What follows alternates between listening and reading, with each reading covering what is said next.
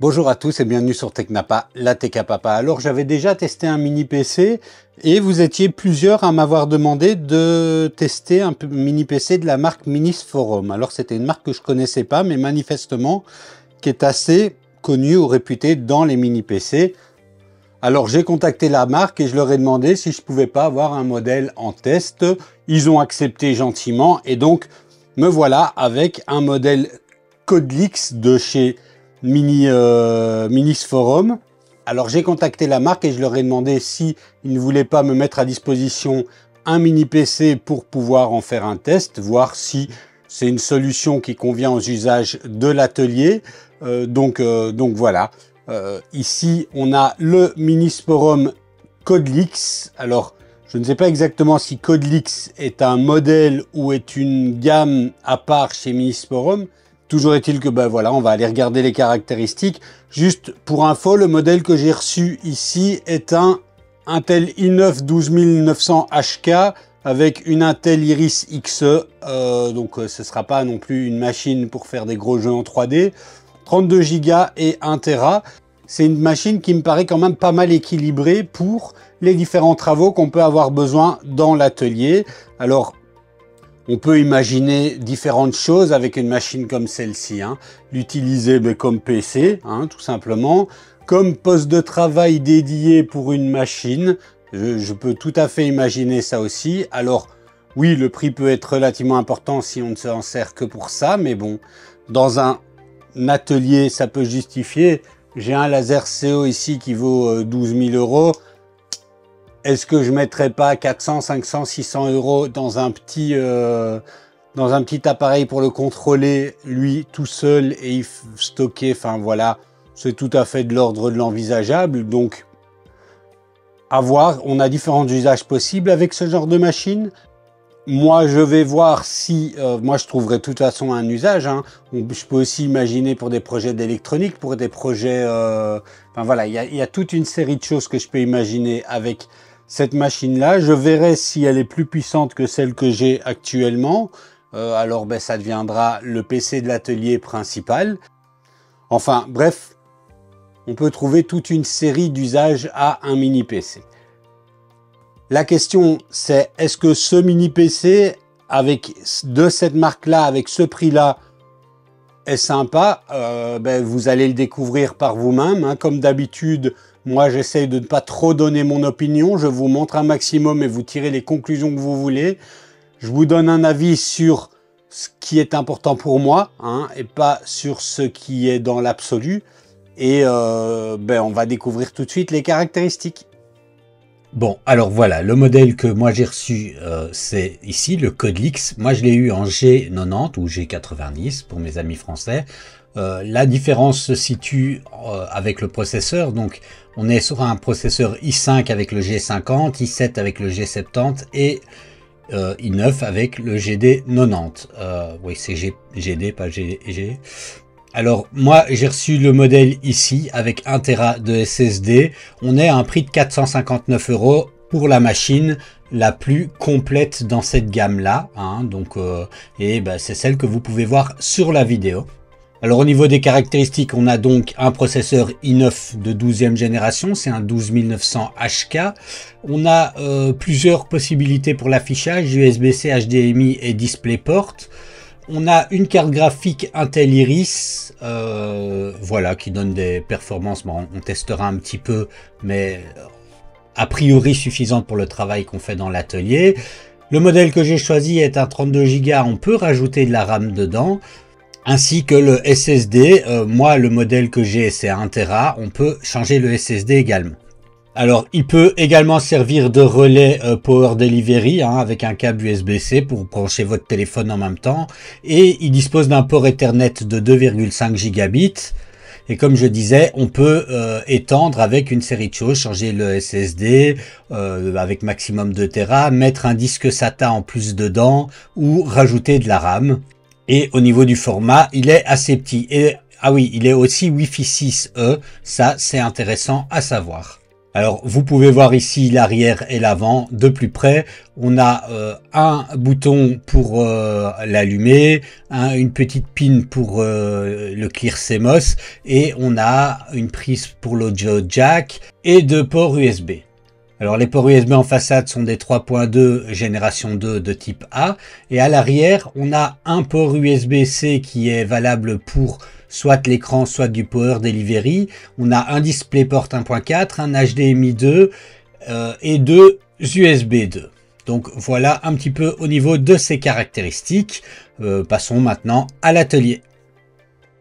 Bon, alors je me suis demandé ce que j'allais pouvoir faire avec cet ordinateur-là, quelle était la meilleure solution.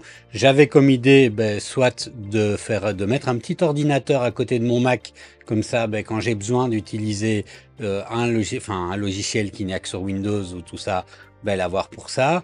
J'avais pensé faire une espèce de petit NAS, j'avais pensé en faire un ordinateur contrôleur pour le laser CO, voire pour la SnapMaker, parce que dans l'atelier, j'ai pas toujours envie de passer des câbles de 10 mètres, enfin bref, j'avais plein d'idées finalement en regardant les caractéristiques. Alors là, je suis pas sur cet ordinateur-là, hein, mais finalement, en regardant les caractéristiques, vous pouvez voir ici que l'ordinateur que j'utilise pour le moment dans l'atelier, qui est aussi un mini PC, mais un autre est moins puissant, hein, puisqu'ici j'ai ici sur l'ordinateur que j'utilise actuellement, c'est un Intel i7 12650H avec 32 Go de RAM et le disque dur est de 512 Go, alors que ici le GD90 que j'ai reçu là a un i9 12900K, 32 Go et une Intel Iris Xe qui, je pense, sera meilleure que celle qu'il y a ici, qui est une simple carte intégrée. Bon, alors la Intel Iris Xe aussi, mais elle est un petit peu plus puissante quand même que celle qu'il y a là. Alors j'étais déjà pas trop limité, en tout cas pour tout ce qui était application d'atelier, parce que par contre il n'y avait pas moyen de jouer, c'était compliqué de jouer à Diablo. Alors je joue pas beaucoup dans l'atelier, hein, mais bon, c'était un peu pour l'illustration. Donc ce que je vais faire, c'est simplement installer ce PC là comme nouveau PC de l'atelier, puis on va un petit peu regarder les différents logiciels que moi j'utilise ou qu'on utilise dans les processus créatifs de l'atelier, de laser, d'impression 3D et autres. Donc c'est parti. Alors je vais pas pouvoir enregistrer l'écran tout de suite, donc je vais me filmer de derrière et dès que j'aurai pu installer OBS, je repasse sur l'enregistrement de l'écran. Bon, alors pour me simplifier l'installation, hein, et pour voir un petit peu, ne pas oublier des logiciels, j'ai pas directement branché le mini PC à la place de l'ancien mini PC.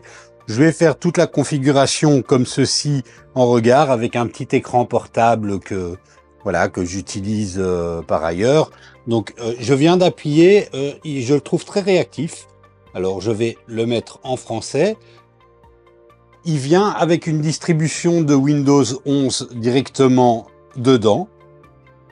J'ai deux réseaux Wi-Fi et je vois tout de suite que il a donc le Wi-Fi 5. Alors à terme, je l'installerai en Ethernet, mais bon voilà, hein, ici pour la vidéo, il sera en Wi-Fi. Il fait ses petites mises à jour. Alors, je ne sais pas si je resterai sur Windows 11. Enfin si, je vais pas avoir le choix, je crois, à un moment donné. Mais vous savez, hein, je suis un boomer, hein. Donc voilà, hein. Windows 2000 Forever. Bon alors, je blablate, hein, le temps qu'ils finissent d'installer. Non, je déconne, je suis quand même plus sous Windows 2000.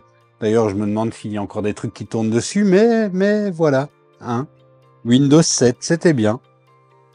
Et voilà, il a redémarré après les mises à jour. On a son petit logo Codelix.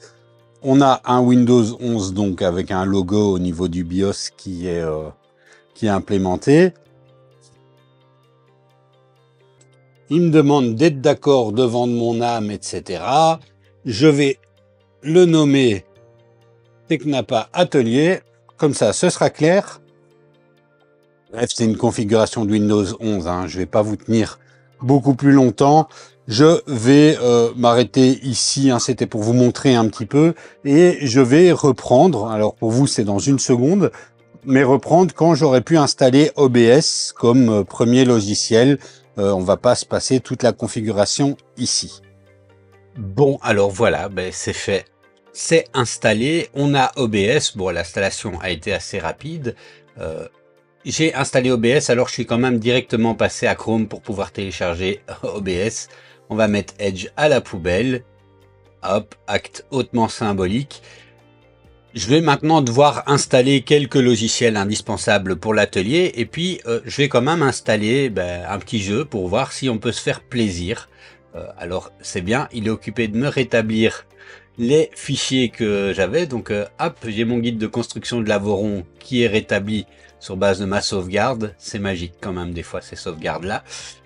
Alors, premier logiciel que moi j'ai besoin dans l'atelier, c'est évidemment premier avec S, tous les logiciels que j'ai besoin pour piloter les imprimantes 3D.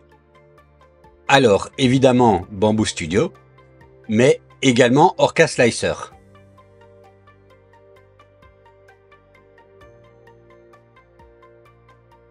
Je viens choisir mon serveur, je ne veux pas ce programme-là et j'ai uniquement la X1. C'est dans l'atelier, hop, voilà. En tout cas, que je vais piloter avec Bamboo Studio, vu que les autres imprimantes, je les utilise principalement avec Orca Slicer. Alors, donc voilà déjà Bamboo Studio. Je vais me connecter. Et voilà, normalement maintenant, c'est bon. Je vais lui faire synchroniser mes presets. Et voilà, alors là, ça a l'air fluide comme ça. Ce qu'on va faire, c'est de regarder. Je vais importer un modèle avec beaucoup de polygones. Je vais en trouver un, par exemple, sur Cults. Bon, on va voir si ce Mandalorien a beaucoup de polygones. Alors au passage, ça permettra de voir la vitesse de dézip. Ici, on est à 167 mégas.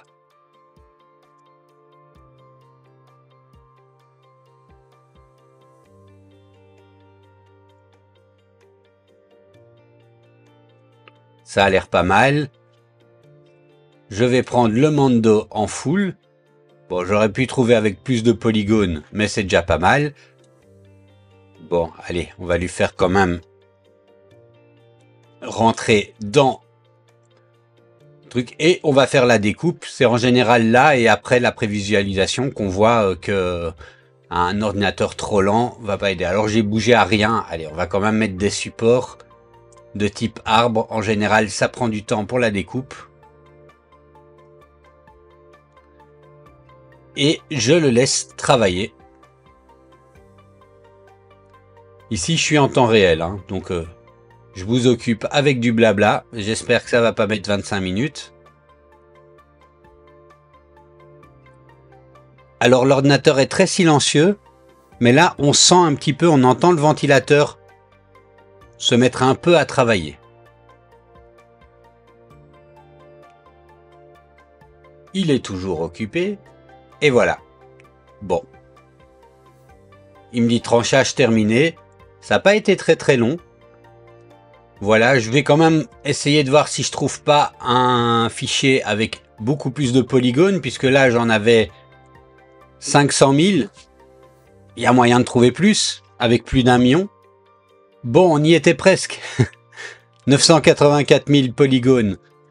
Bon, allez, on va faire avec ça. Ici, c'est une reproduction du transi de René Chalon. Hop, mais les polygones sont quand même là. Je laisse les supports de type arbre. Et je regarde la découpe. Ça m'a l'air d'être quand même pas mal rapide.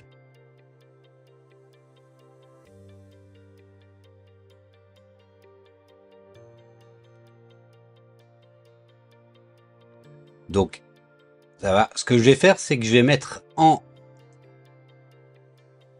qualité ultra fine. Ça devrait avoir un impact sur la découpe.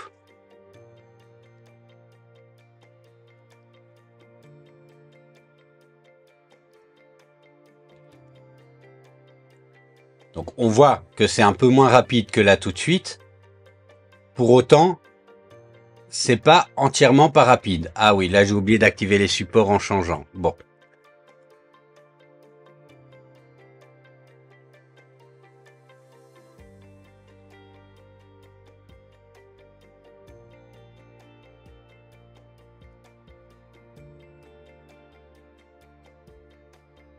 J'ai réactivé les supports et ben là c'est pareil, c'est un peu plus lent, mais en fait ça va.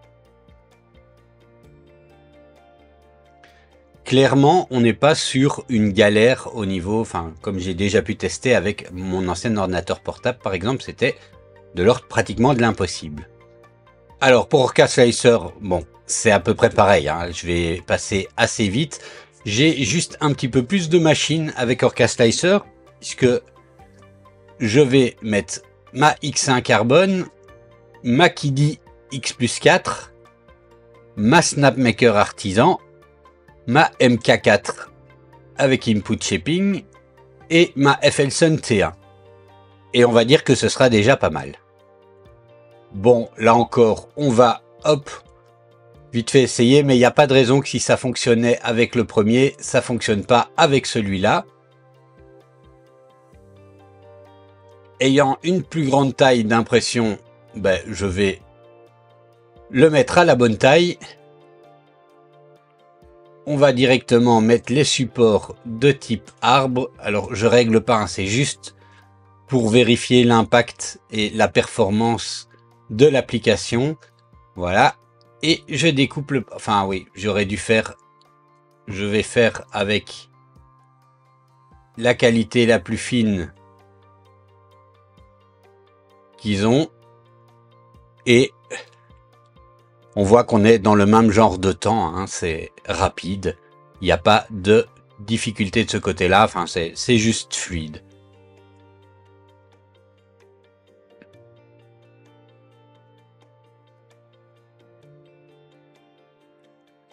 Je suis là toujours en temps réel. On voit qui génère ses couches.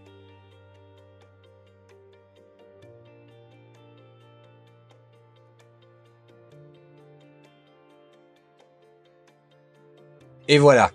Bon. C'est fluide. J'ai aucun ralentissement. Bref, c'est très bien. Je vais laisser les logiciels ouvert, hein, puisqu'habituellement on travaille toujours avec plein de logiciels comme ça, et je vais les laisser ouverts avec les fichiers slicés, comme ça ben on peut mesurer l'impact. Hop, bon, je dois encore installer Kiddy Studio et Snapmaker. Alors Kiddy Studio c'est un Orca rebrandé, donc on va pas regarder, je vais l'installer pour moi, mais par contre on va aller regarder du côté de Snapmaker Luban. Donc voilà, Luban en version 4.13 pour la Snapmaker.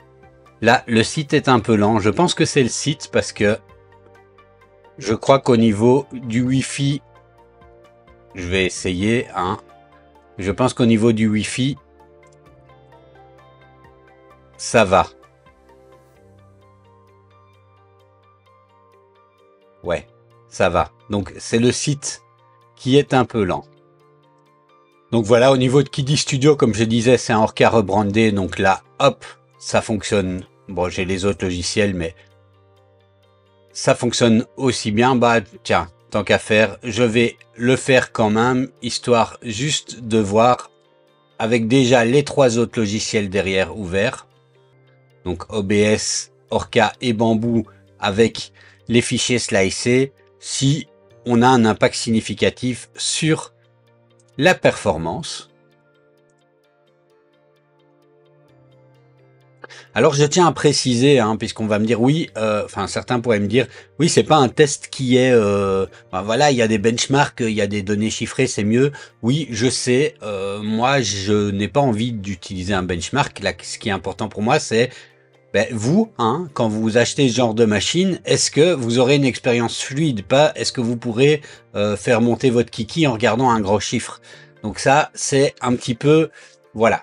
c'est ça qui est important pour moi et je pense qui est important pour la plupart d'entre vous. C'est pas d'avoir le plus gros chiffre dans un benchmark, c'est est-ce que c'est fluide quand je l'utilise?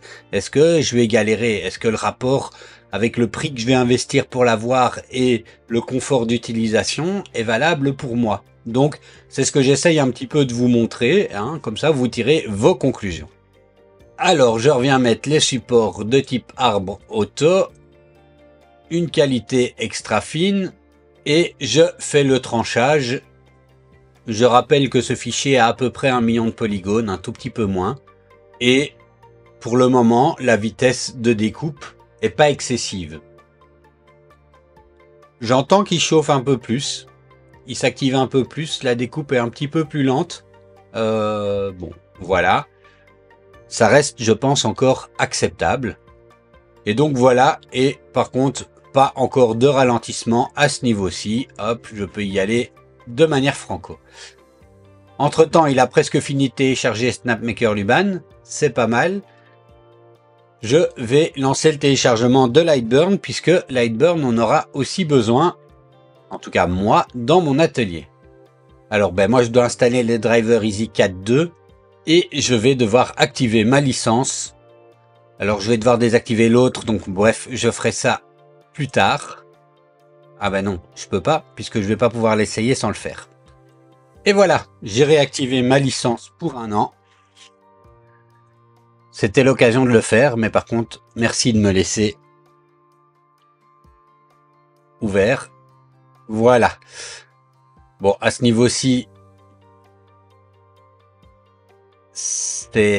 voilà. C'est pas très compliqué de faire quelque chose de rapide. Lightburn n'est pas une application très gourmande, donc je pense que vous aurez pas de difficulté. Je vais prendre une image avec une haute résolution et puis essayer de faire quelque chose. Donc voilà, une image avec une haute résolution. Imaginons que j'ai envie de graver ça, hop, sur une ardoise. On n'a vraiment aucun problème. On n'a pas de ralentissement sur le travail. Hop, je change les algorithmes pour voir. Comme vous voyez, il affiche en temps réel très vite. Donc de ce côté-là, hop, je pense pas que j'aurai des problèmes avec Lightburn. Je repasse à SnapMaker Luban et je laisse toujours tous les logiciels ouverts. Alors Luban est un petit peu moins bien optimisé, il faut bien l'avouer. Ici on a un temps de chargement qui commence à être un peu plus long. Alors, imaginons que je me mets en mode impression 3D. Ouais, ok, merci pour tout le truc. On va reprendre le même objet que tout à l'heure. Le transit de Chalon. Il a vu des erreurs dans le banc, on va lui faire la réparation. Tiens, comme ça au passage, on voit un petit peu le temps de travail. Alors là, ça peut être un petit peu plus long.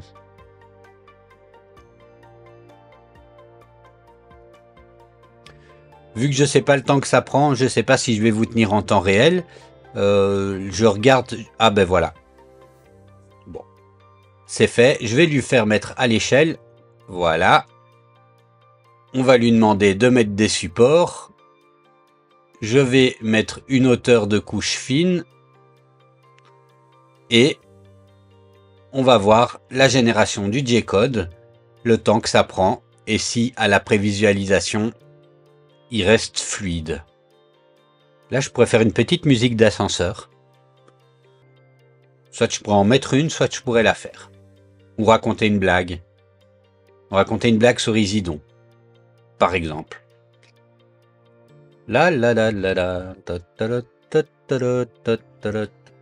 Ça prend plus de temps. Comme je dis, SnapMaker Luban n'est pas non plus le logiciel le plus optimisé. Mais on voit que ça prend plus de temps.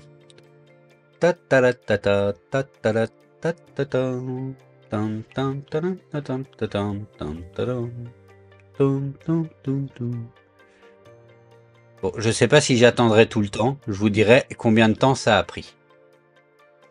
Ah, il se réveille. Bon, là, ça fait 2 minutes qu'il tourne. Hein. Comme ça, vous le savez. Enfin, vous le voyez à l'heure ici en dessous. Hein. En même temps. 3 minutes. Bon. Il y est presque. Un petit effort. il va y arriver. Là, on sent qu'il a du mal, hein, il chauffe. Hein. Alors, il y a encore l'optimisation logicielle, mais on dirait que c'est comme si on demandait à Isidon de faire une vidéo sans blague ou à moi de faire une vidéo courte. C'est vraiment galère pour lui.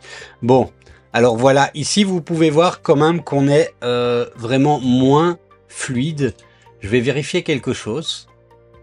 Donc, on voit qu'on est moins fluide. Hein. Ça, force est de le reconnaître. Mais par contre, je me demande... Oui, à ce niveau-ci, on a toujours autant de fluidité, donc c'est vraiment le logiciel Luban qui est un peu une galère. Mais voilà, au moins, si vous utilisez, ben, à quoi vous pouvez vous attendre en termes de performance. Alors, entre-temps, Blender doit avoir été téléchargé. Donc, au niveau du processeur, pour le moment, alors bon, les applications sont en arrière-plan et elles fonctionnent pas activement.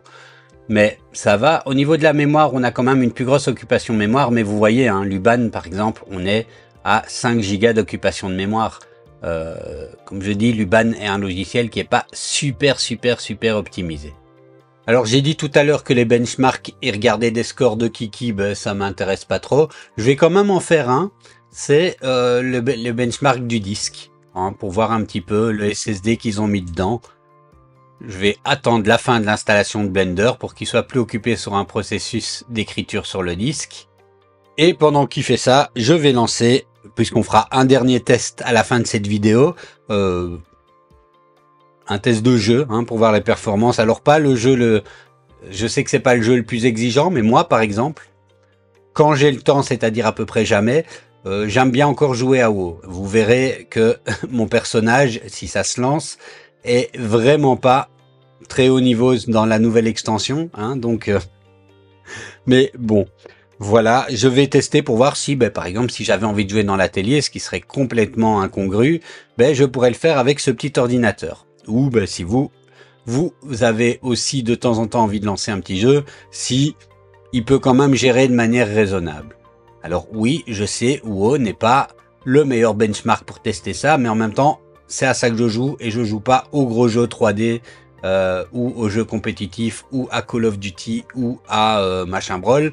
Donc, bon, alors voilà, ici Battle.net, je vais installer World of Warcraft, hop, et puis installer au passage Diablo 4 et on verra bien.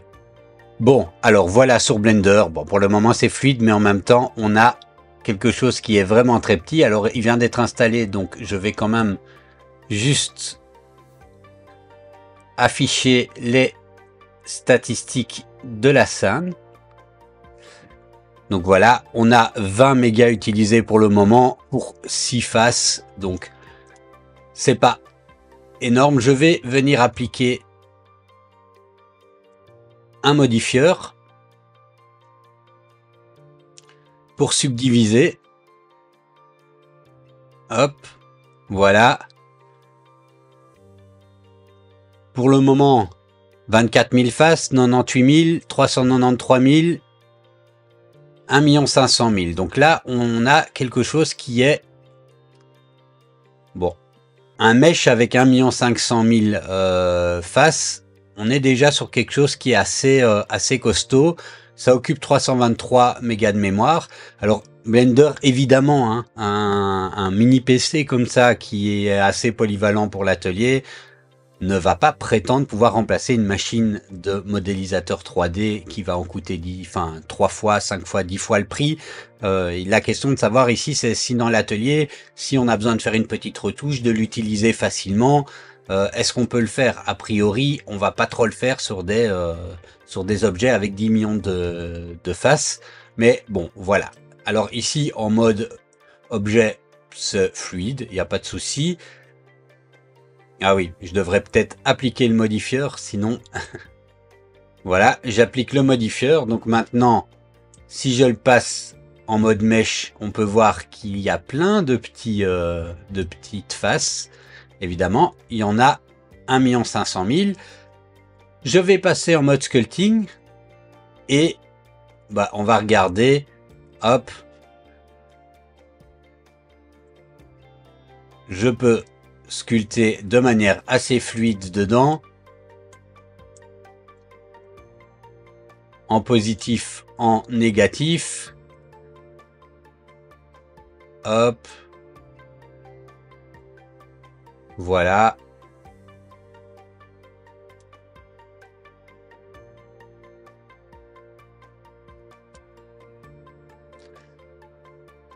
Si je viens lui tirer ses petites oreilles. Hop. Hop. Alors, si je lui fais des petits mouvements, ça c'est quelque chose qui en général, c'est des effets pour faire comme des effets de mouvement sur un vêtement. Quelque chose qui demande de la ressource. On voit que là, il galère un petit peu plus. Hop. Mais bon, il y arrive quand même. Hein. Bon, je fais un peu n'importe quoi, hein, vous voyez, mais c'est pour montrer, enfin pour tester pour moi, puisque comme pour tous mes tests, j'ai pas testé avant. Je teste en direct avec vous et je réagis, je vous dis ce que j'en pense au test. Hop, si je viens faire un petit smooth de tout ça. Voilà. Hop.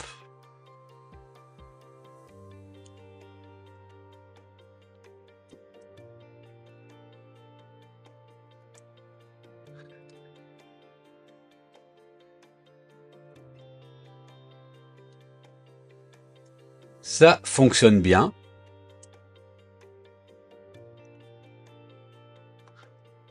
Franchement, pas de souci et on est quand même sur ici un modèle assez épais. Je lui augmente ses joues. Hop. Comme je vous dis, je fais vraiment n'importe quoi. Et j'ai un truc qui ressemble à rien. Mais la fluidité est toujours là. Vous voyez, là j'ai un fichier de 880 mégas en mémoire.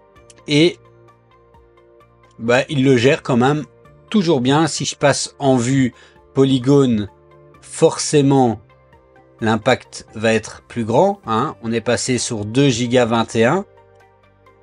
Mais je travaille encore de manière fluidement. Alors je vois rien du tout, mais je travaille de manière fluidement. Enfin de manière fluide, pardon. Voilà, donc sous Blender, ben, ça fonctionne aussi, malgré tous les logiciels ouverts ici. Je vais faire le test. Donc j'ai mis en pause l'installation de Diablo pour pouvoir faire le test ici d'écriture sur, sur le disque C. Hop. Et comme ça, on peut voir au passage les performances du disque, alors des performances qui sont pas dans les conditions les meilleures, vu que il y a déjà des accès disques, qu'il y a probablement des logiciels qui écrivent des choses en arrière-plan, etc. Mais donc, ici, on va se faire une petite idée. Je vois que là, pour le moment, en lecture, en cours, il est à 4 Go 7. Bon, et voilà le résultat. C'est honorable, je pense. Pour une machine comme ça, d'atelier, sans trop de prétention, je pense qu'on a quand même de bonnes performances en écriture et en lecture. Alors, c'est sûr que c'est pas mon Mac Studio, mais voilà. Bon, allez, il me reste un tout dernier test à faire, mais il sera fait un peu plus tard, pour moi, pour vous, dans quelques secondes. C'est de voir si, malgré tout ça, on peut se détendre un peu avec cet ordinateur, en tout cas pour les jeux auxquels moi je joue. Bon, alors c'est parti, hein, on va essayer maintenant. On va commencer par World of Warcraft. On verra bien si il réussit à faire quelque chose. Je sens qu'il chauffe un peu.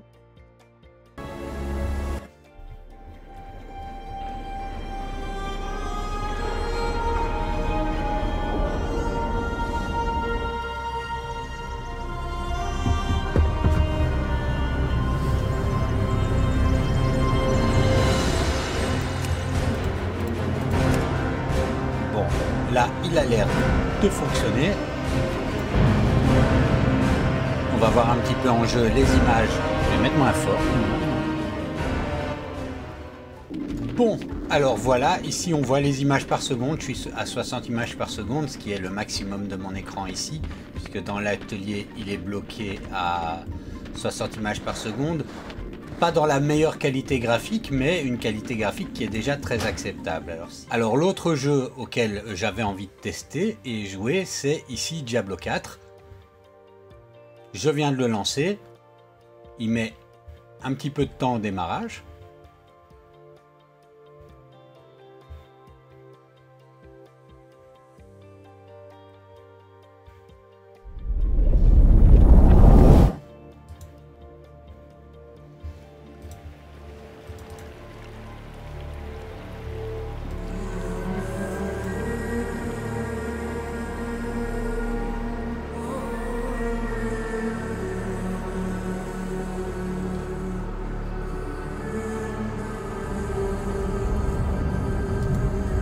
Alors là, je découvre avec vous, hein, pas le jeu, mais les performances du jeu là-dedans.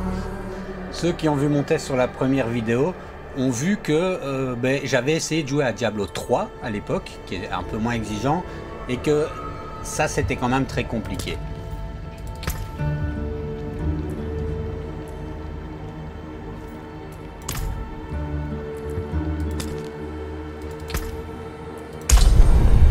Alors, je vais lancer avec celui-là. Oui, je t'autorise.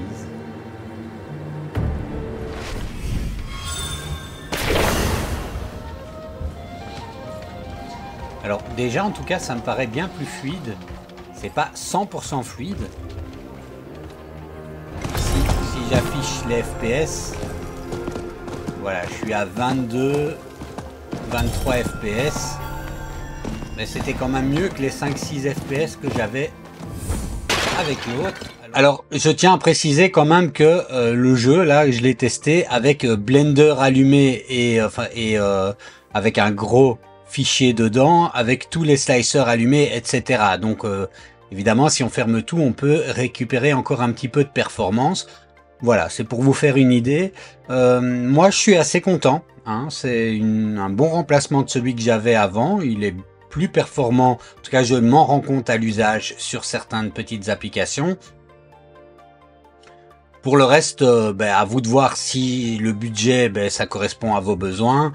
Si la place qu'il prend dans l'atelier, c'est suffisant pour vous, s'il vous faut. Enfin voilà, ça, c'est vous qui voyez. Hein, c'est très personnel l'usage qu'on a d'un ordinateur.